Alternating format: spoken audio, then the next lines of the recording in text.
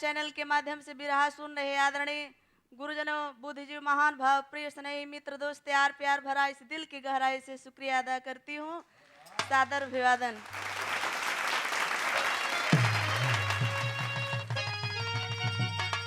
गुनई भारी रहे गंवार तो सोनपुर गंवा बीच मझार, जाए ससुरारी के एक दिन करें विचार।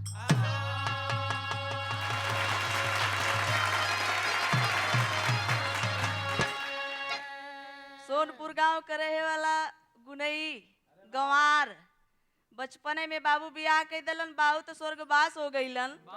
एक दिन अपने माई से कहलन कि माई ए दिल में बहुत तमन्ना बायब अरमान बा कि हम जाई अपन मेहरारू लिया आई।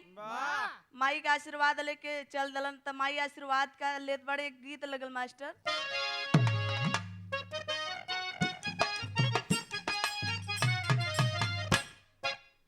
केतनो पढ़ाई बात तो ट्यूशन लगई,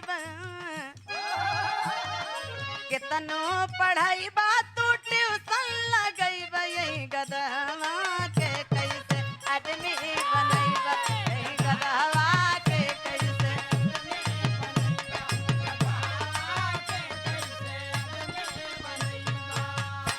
माता के चरण धारी बोलल बा जवन में, माता के चरण धारी बोलल बा जवनवा, जननवा ये माई आपन लियैबे, जननवा ये माई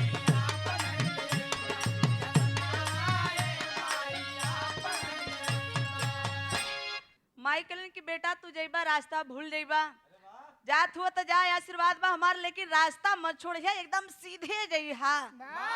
ए बाबू आशीर्वाद लेके चल दलन। धीरे धीरे गईलन सीधे तो वही रास्ते में एगो ताड़ का पेड़ पड़ल। लंबा पेड़ बा, वही पेड़े पर उ जाके चढ़ गईलन। गुनई जाके चढ़ गईलन। चरवाह लोग गईलन।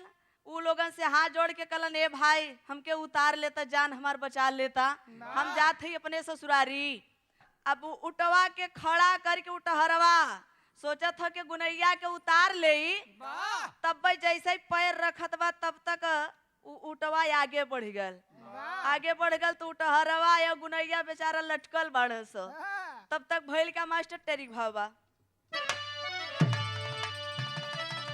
सहजे जीवन अब फांसी झूल रहा, तीनों करे मनौती राख प्राण कैलाशी। तीनों मनौती करत हुन के हे नाथ हमार जनवा बचाला। तब तक भइल का मास्टर एगो गीत लग गईल।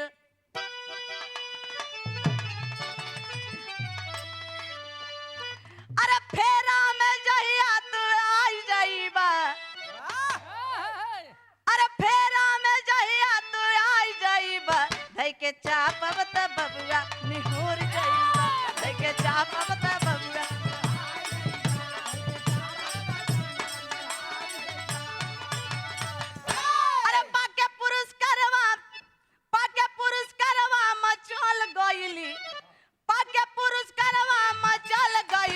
गोरी लेके पुरुष करवा हो चल भइली, गोरी लेके पुरुष करवा हो चल भइली।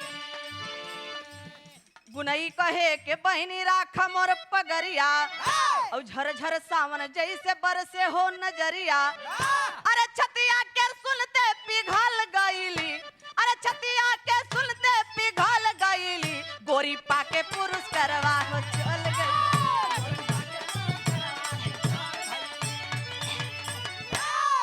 ए भैया तब तक वही राजा के दरबार से एगो नर्तकी उ घोड़ा पे बैठ के राजा के दरबार से पुरस्कार पा के जात रहल। तब तक गुनैया बेचारा वहीं से चिल्लात बा ए बहिनी हमार इज्जत राखा, बहिनो हमार जान बचाला, नहीं तो सहजे में जीवन फांसी झूल जाई। तब तक हर भइल का मास्टर एगो गीत लग गईल। कौन गीत बा?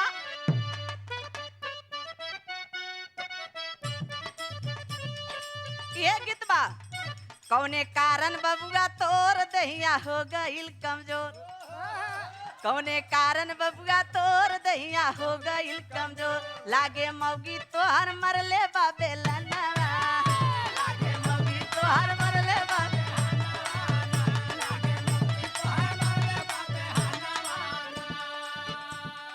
काहे मुहवा बा झुरायल काहे ओठवा बा सुखायल हवा एक नंबर के चोर बचपनवा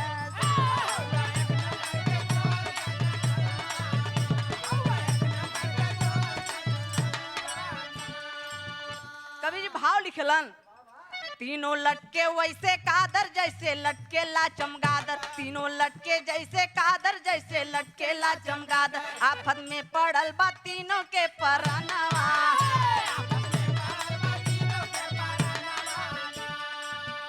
गुनैता के टुकुर टुकुर जेरा करे हुकुर हुकुर गुनैता के टुकुर टुकुर जेरा करे हुकुर हुकुर बुद्धि के उ रहले भासुर मरदनवा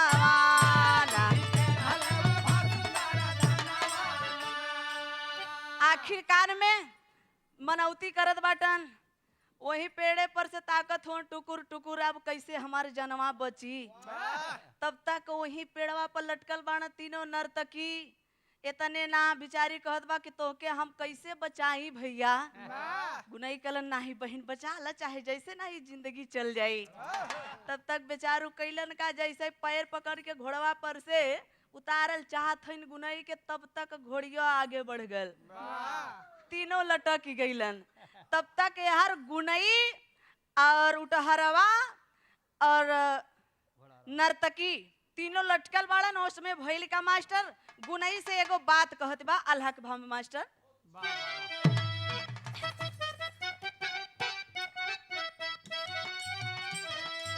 विपत के पहाड़वा हो आवे जब पहरवा पहिले जाले बाबू ओकर मतिया हो मरा गुनैया नर्तकी से होले तकररवा बहुत बात मनली तू त गा के दास सुना शुरू कैले गुनैया पल्लोरी का लदरिया हथवा के छोड़ हाथ धंसा के छोड़ हाथ कन मारे लगा उठै और भैंसवाला भागे लेके जनावा फंस गईले गुनई देखरो में बिलखा ए भैया एहर आंख से आंसू झरझर झरझर गिरत बा इतने ना गुनई से नर्तकी कहत बा ये भैया तोहार बात हम बहुत मनली कुछ हमरो बतिया मानला गा के कुछ सुनौता तो टाइम पास होता है अब गुनई कलन के हमरे गाना के अलगे इशारा बा धंसा के छोड़ के गुनई बेचारू काने में हाथ लगौलन अपन लोरकी गावे लगलन जब काने में हाथ लगौलन तो तीनों पेड़े से नीचे गिर गईलन जब गिर गईलन तब आखिरी भाव में भइल का नर्तकी कहत बा का एक पर्दा और बढ़ के मास्टर अरे कहे नर्तकी अरे कहे नर्तकी तो हमार तोड़ला कुल्ला तो कैसा न दुल्हन के मिलला तू अजबे दुल्हा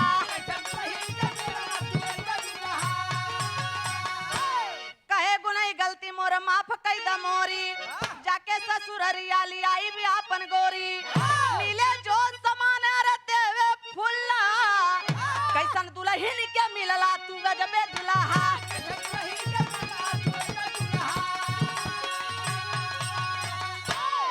गुनई कलन की गलती हमार माफ कैदा हम जात रहली ससुरारी अपने अपन मेहरारू लियावे खातिर अब ही भी शिक्षा का भी अभाव बा लोगन में गुरुदिल मोहम्मद राम शेख सिंह शिवदान की बानी कथन करे कवि हरदास संग अंबिका जी ज्ञानी अरे मरे राम सहजे में जीवन फांसी झूल रहा अशोक सरोज सरगम रक्षक अविनाशी जीवन की फांसी